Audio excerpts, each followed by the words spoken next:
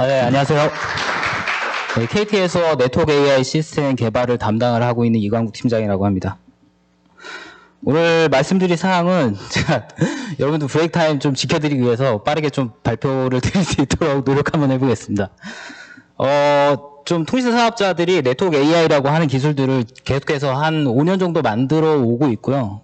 관련해서 왜 만들어 왔는지 설명드리고 적용 사례에 대해서 좀 말씀드리고요. 지금 현재 이제 초고대 AI 기술 관련해가지고 굉장히 관심들이 높은 상황인데 어떤 식으로 사업자들이 적용을 좀 바라보고 있는지에 대해서 간략하게 설명드릴 수 있도록 하겠습니다. 운영 업무라고 하는 거는 네트워크의 운영 업무는 크게 이제 한 4단계 정도로 구성을 할 수가 있습니다. 설계, 구축, 구성, 관리 이렇게 해서 이제 크게 4개의 업무 프로세스로 볼 수 있고요. 기존에 통신 사업자들 입장에서는 전통적으로 운영을 할 때 보통 그 운영자의 노하우 그리고 수작업에 대한 부분으로 좀 의존을 해서 오퍼레이션을 해 왔었습니다. 그래서 예를 들면 뭐 설계를 할 때 투자라든지 이런 설계를 할 때 뭐 엑셀 가지고 했었고 장비라든지 이런 것들을 설정을 할 때도 장비에 직접 들어가서 설정을 하고 개통 업무 같은 것들이 있을 때 실제 뭐 단말이라든지 여기까지 좀 들어가서 설정을 하거나 이런 식으로 좀 진행을 했었습니다. 그리고 관리에 대한 부분은 장애가 발생을 하면 보통 이제 출동하고 이제 조치하는 부분들이 있는데 이런 이제 그 장애가 났었을 때는 여러 가지 로그라든지 이제 경보들이 발생을 하게 되고 이것들을 좀 숙련자들이 분석을 하고 어떤 부분이 문제가 났는지 이런 것들 원인 분석을 해서 조치하는 식으로 그렇게 이제 오퍼레이션이 진행됐다고 보시면 될 것 같습니다. 그래서 이렇게 했었을 때는 뭐 예를 들면 개통을 하다가 좀 휴먼 에러가 날 수도 있고 또 장애를 분석하는 입장에서 봤었을 때 노하우라든지 좀 숙련된 노하우라든지 약간 이제 그 수작업을 분석하는 작업들이 필요하다 보니까 좀 상당 시간이 걸리고요. 그런 데 따른 이제 여러 이제 좀 불편 사항들이 있었습니다. 그래서 사업자들 나름대로 약간 이제 AI라든지 SDN이라든지 이런 기술들을 좀 적용을 하기 시작을 했었고 구성 부분에 있어서는 좀 SDN 기술이 한 2010년 초반부터 이제 들어왔기 때문에 관련해서 이제 한 5, 6년 정도 이제 상용화를 거쳐서 굉장히 많은 그 네트워크 도메인에 지금 현재 적용이 되어 있습니다. 그래서 중앙에서 그냥 바로바로 이제 컨피그를 내릴 수 있는 형태로 그렇게 이제 진행이 됐고 AI 같은 경우에는 실제로 뭐 그 트래픽에 대한 어떤 이제 회귀 예측 그리고 또 아까 전에 말씀드렸던 것처럼 좀 장애 이렇게 해서 분석을 하는데 좀 여러 가지 좀 정보들을 분류를 하는 부분들이 필요하다 보니까 여기에 대해서 좀 신속하게 대응할 수 있게 좀 이제 딥러닝이라든지 머신러닝이라든지 그런 기법들이 좀 적용이 됐습니다. 그래서 좀 관리 쪽 관련해가지고 지금 현재 네트워크 AI 기술들이 제일 많이 좀 이제 서비스들이 많이 만들어져 있고요. 그리고 LLM 관련해서도 지금 적용하는 사례들이 대체로 이제 관제 솔루션에 좀 집중이 돼 있습니다. 그래서 그쪽 관련해서 조금 더 설명드릴 수 있도록 하겠습니다. 이미 예전에 한 수십 년 전부터 그 통신 사업자의 뭐 유선 네트워크, 무선 네트워크 여러 장비들에 대한 경보에 대한 사항들은 NMS를 통해서 중앙에서 이제 수집을 하고 거기에 따라 이제 전표가 발생을 하면은 실제 이렇게 이제 실시간으로 나오는 이제 전표 사항들에 대해서 일일이 이제 확인을 하면서 어떤 경보들이 어느 시간에 발생되는지 그걸 통해서 문제 구간이 어디서 발생되는지 이런 것들을 좀 분석을 해 오고 있었습니다. 이게 한 20년, 30년째 계속해서 이렇게 인더스트리에서 돌고 있다라고 보시면 될 것 같고요. 그럼 이제 NMS, EMS 잘 돌고 있기 때문에 이거를 과연 이제 네트워크 AI로 전수 대체를 해볼 거냐 이런 이제 굉장히 좀 프로블럼에 봉착을 했었었는데 일단은 크게 이제 두 가지 어플리케이션을 좀 정리를 하면서 적용을 시작을 했습니다. 이미 NMS, EMS에서는 밑에 뭐 IP나 전송, OSP 뭐 무선에서 올라오는 여러 가지 이제 도메인의 어떤 이제 스페시픽한 로고라든지 경보들을 이미 잘 받아오고 있었고요. 그것들을 이제 빅데이터화해서 잘 저장을 하고 있기 때문에 일단 분석의 입장에서 봤었을 때 아까 전에 수작업을 분석했던 것들을 좀 자동적으로 처리할 수 있는 부분에 대해서 좀 장애 원인 분석하는 데 좀 포커싱을 했고 그리고 추가적으로 성능 데이터라든지 이런 것들 잘 보지는 않았었어요. 근데 이제 AI 기술들이 어떤 이제 그 뭐 LSTM이라든지 여러 RNA 계열들을 가지고 있으면은 뭐 이제 C계열 데이터라든지 이런 것들을 좀 더 기존의 통계 방식보다는 좀 더 면밀히 분석을 해줄 수가 있기 때문에 좀 여러 어떻게 보면 이제 세션 정보라든지 이런 거에 좀 집중을 해서 이상 탐지 솔루션들을 좀 만들기 시작을 했습니다. 그래서 적용 사례들은 뭐 유무선 네트워크에 굉장히 많이 적용이 돼서 지금 현재 이제 동작을 하고 있고요. 뭐 LTE 같은 경우에 이제 예를 드리자면은 뭐 그 LTE 코어망 쪽에 보면은 굉장히 많은 이제 인터페이스들이 있습니다. 그리고 이 인터페이스들을 지나다니는 게 이제 세션 데이터라고 하는 건데, 보통 이제 무선에서는 무선 후에 대한 이제 콜 디테일드 레코드가 있기 때문에 여기에 대한 사항들을 좀 이제 확인을 해보면 실제 뭐 시도 성공 실패 뭐 이런 정보들이 있습니다. 그래서 이 특정 시간대에 뭐 여러 이제 시도들이 있을 때 얼마큼 이제 성공을 해왔다라고 하는 것들을 이제 뭐 예를 들어 RNA라든지 뭐 LSTM이라고 하는 그 계열의 이제 딥러닝 계열의 이제 알고리즘 써서 잘 이제 기억을 하게 해놨다가 해당 시간대에는 나는 항상 이런 패턴이었는데 갑작스럽게 좀 치솟는 패턴이 있네, 아니면 갑작스럽게 낮아지는 패턴이 있다, 이런 것들이 이제 나타나면은 이런 것들이 좀 뭔가 이상에 대한 상황이다, 이런 것들이 좀 이벤트로 발생하는 구조로 그렇게 이제 만들어져 좀 적용이 되고, 이런 것들이 좀 유선 네트워크에 다양하게 좀 적용이 돼서 동작을 하고 있다, 이렇게 보시면 될 것 같습니다. 아까 말씀드렸던 것처럼 이제 일일이 좀 전표를 확인하고 여러 경보에 대한 사항들을 좀 확인을 해야 되기 때문에 나름대로 이제 숙련된 노하우가 있어야 되고요. 경보가 어떤 경보는 어떻게 해서 발생되는지 이런 것들을 좀 잘 알고 있어야 됩니다. 이렇게 하기 위해서는 뭐 사업자 입장에서 현장에서도 한 10년 이상은 근무를 해야지 정확하게 어디에서 문제가 있었는지 좀 타겟팅을 할 수 있기 때문에, 이런 숙련자들의 노하우를 대체로 이제 뭐 어네틱스 알고리즘이라든지 아니면은 뭐 트리 계열의 어떤 이제 그 머신러닝 기법들이라든지 이런 쪽으로 좀 많이 적용을 진행을 했고요. 그래서 뭐 여러 이제 도메인들에 대해서 실제로 이제 나타나는 경보 상황들에 대해서 뭐 요런 경보의 조합이면 이런 문제일 거다라는 식으로 좀 추정을 해서 좀 여러 가지 어플리케이션을 만들고 기존의 NMS 대비해서 분석된 결과가 같이 포함될 수 있도록 그렇게 좀 만들어서 지금 적용이 되고 있다라고 보시면 될 것 같습니다. 그리고 이제 아까 전에 지금 말씀드렸던 사례 두 가지 부분은 예를 들면 이제 장애가 발생된 이후에 지금 뭐 대응에 대한 사항, 그런 부분에 좀 말씀을 드렸다라고 하면은 그 어플리케이션을 좀 그치지 않고 사전에 좀 장애를 예방하는 쪽에 좀 집중을 해보자라는 또 시도들이 있어서 예를 들면 이제 성능 데이터들을 보면 뭐 이제 장비의 온도 데이터들도 있을 거고요. 그리고 뭐 광 모듈을 통해서 이제 레이저를 쏘기 때문에 또 광 레벨 데이터라든지 뭐 여러 그 성능 지표에 대한 부분들을 또 수집을 할 수 있습니다. 이제 그것들을 또 보다 보면은 장비가 또 노후가 되다 보면은 언제쯤 얘가 이제 성능이 밀릴지를 볼 수가 있어요. 그래서 그거에 관련해서 뭐 광 레벨 데이터들을 좀 지켜보다가 어떤 부분들이 좀 며칠 뒤에 한 60일 뒤 아니면 뭐 120일 뒤 뭔가 여러가 일어날 것 같다, 이런 쪽으로 해서 좀 사전에 선제적으로 좀 대응할 수 있는 형태로 어플리케이션들을 개발을 하고 있습니다. 그래서 뭐 비단 저희 회사뿐만이 아니고 뭐 LG U+ 그리고 SKT 모두 다 이제 뭐 지능화 자동화 관련해가지고 계속해서 열심히 만들어 나가고 있고, 관련해서 이제 NMS, EMS 쪽에서 점점 이제 이런 아까 전에 말씀드렸던 네트워크 AI 쪽 관련된 이제 여러 응용들로 조금씩 점진적으로 확산을 해 나가고 있습니다. 아까 전에 말씀드렸던 것처럼 굉장히 뭐 머신러닝 기법들이 적용이 됐다라고 해서 갑자기 운영이 바뀌냐, 그렇지는 않습니다. 점진적으로 확대를 해 나가고 있고 운영자들이 감수하는 부분들을 조금씩 채워주면서 진행을 하고 있다, 이렇게 보시면 될 것 같고요.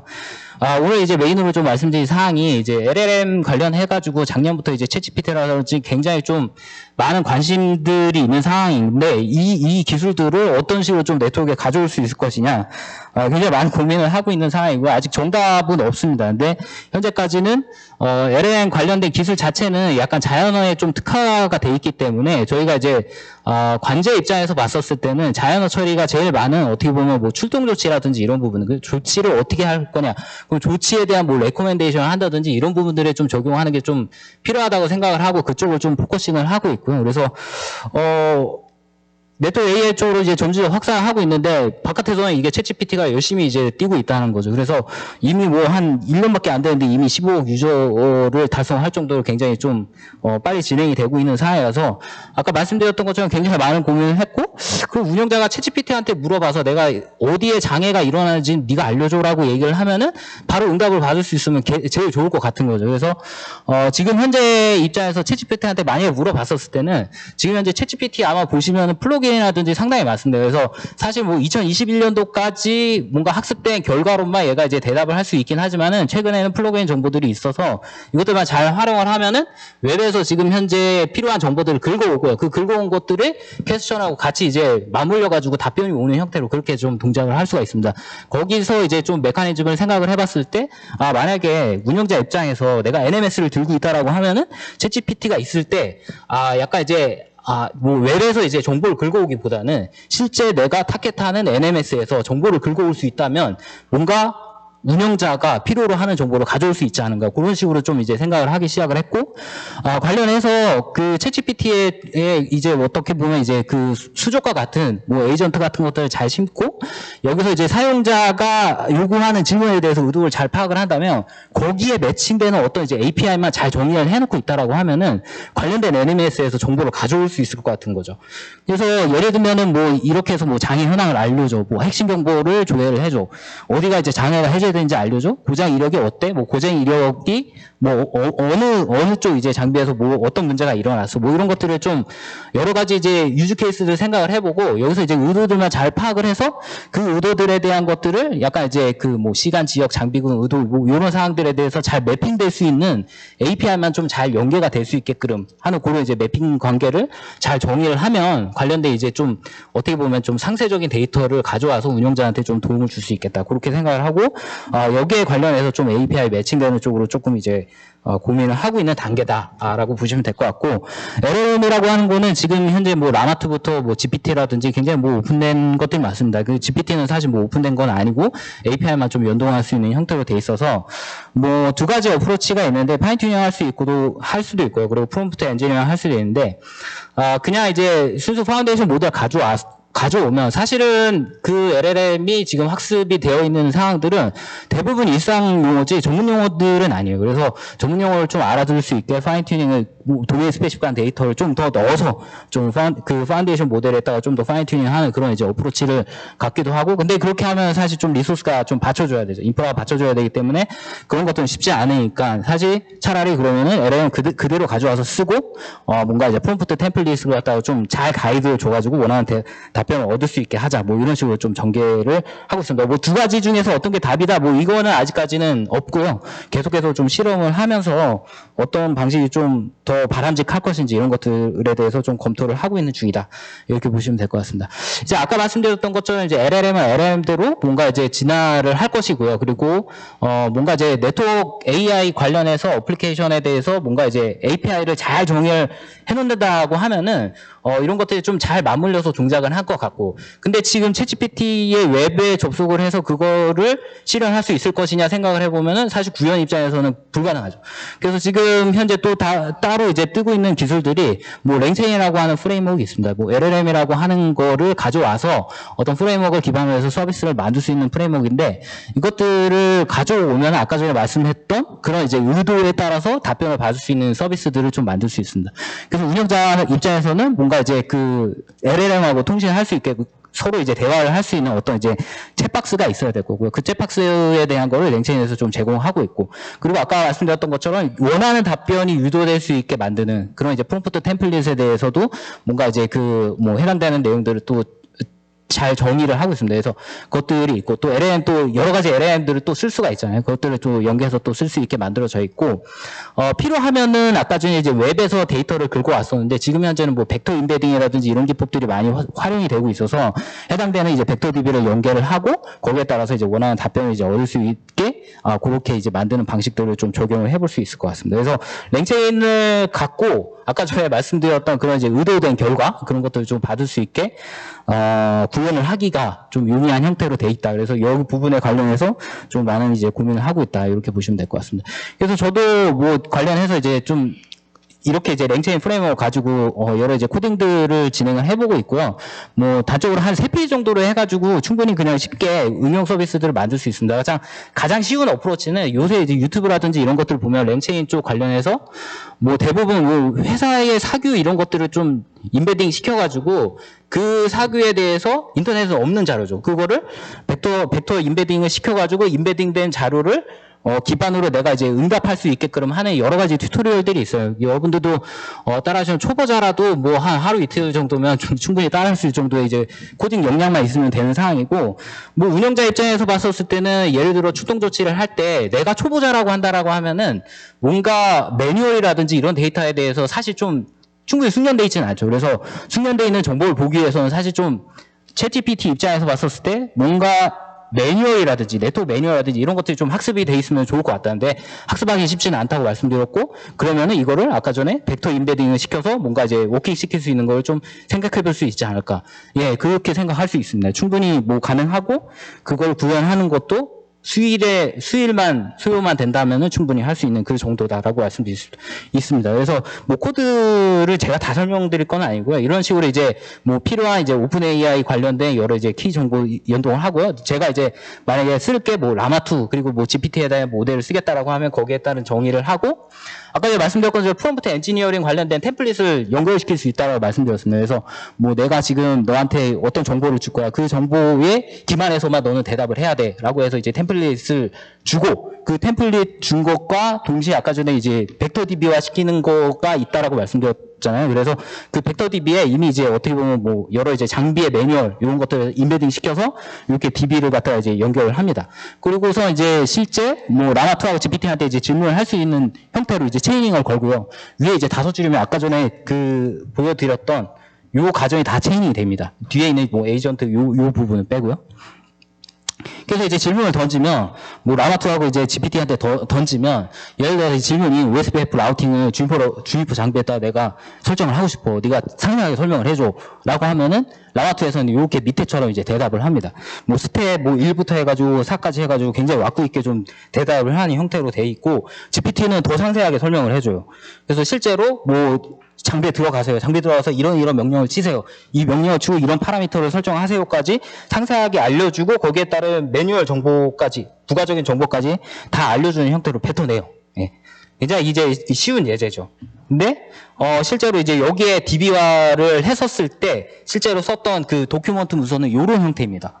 그러니까 얘의 형태와 아까 전에 이제 코드에서 이제 뱉어내는 형태는 사실 다르긴 한데 이 매뉴얼에 있는 내용들을 최대한 얘가 리즈닝하고 거기에 사용자의 답변에 맞춰서 좀 이제 응답하는 형태로 그렇게 워킹하는 것들을 이제 확인을 할 수 있어요.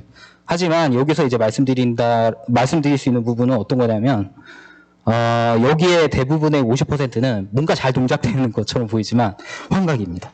한 50%는 환각입니다. 그래서 결국은 좀 지금 현재로서 봤었을 때는 네트워크 장애라든지 이런 거 조치하는 부분들은 사실 좀 미션 크리티컬한 영역이에요. 그렇기 때문에 이것들 바로 적용해서 쓸 수 있다. 아직은 좀 시간은 걸릴 것 같다라고 저희는 생각을 하고 있고 따라서 일단은 UI UX 관점에서 좀 전환을 하는 계기로 뭔가 이제 서비스 개발을 좀 진행을 할 거다라고 이제 사업자들은 좀 생각을 하고 있고요. 대체로 아까 전에 이제 LLM이라든지 이런 것 좀 도메인 스페시픽하게 학습을 하고 이걸 좀 적용을 하면 좋은데 인프라에 대한 좀 기반이 갖춰져야 되기 때문에 뭐 벡터DB라든지 이런 것들을 좀 많이 활용을 할 것 같다. 그리고 나서 이제 정확도가 안 나오면 그때부터 이제 파인튜닝이라든지 이런 방식을 좀 시도를 할 거라고 생각을 하고 있습니다. 추가적으로 이제 기업 보안 입장에서는 GPT라든지 이런 거 하려면 기업에 이제 정보들이 날아가기 때문에 클라우드 바깥으로 날아가기 때문에 이런 것들을 좀 이제 좀 지양하면서 로컬 LLM이라든지 이런 것들을 좀 쓸 것 같고 근데 로컬 LLM을 써보면 진짜 아까 전에 라마2하고 GPT 성능 비교해보면 GPT는 한 10초면 대답하는데 라마2 같은 경우 로컬에다가 심어서 진행해보면 60초에서 120초 걸리기도 합니다. 그래서 응답성들이 굉장히 낮기 때문에 그걸 가져와서 쓰기 위해서는 또 다른 또 고도의 인프라들이 좀 필요할 것 같다. 이렇게 좀 예상이 되고요. 그래서 이제 일단은 올해부터 해서 내년도까지 굉장히 많은 이제 서비스 관련해서 시도들이 일어날 거고 좀 난이도가 낮은 부분부터 시작을 하면서 좀 2025년도가 돼야지 어느 정도 상용으로 돌아갈 수 있는 좀 서비스가 나올 것 같다. 이렇게 좀 예상을 하고 있습니다. 네. 짧게 이렇게 맞췄고요. 시간 잘 맞춰서 잘 보겠습니다.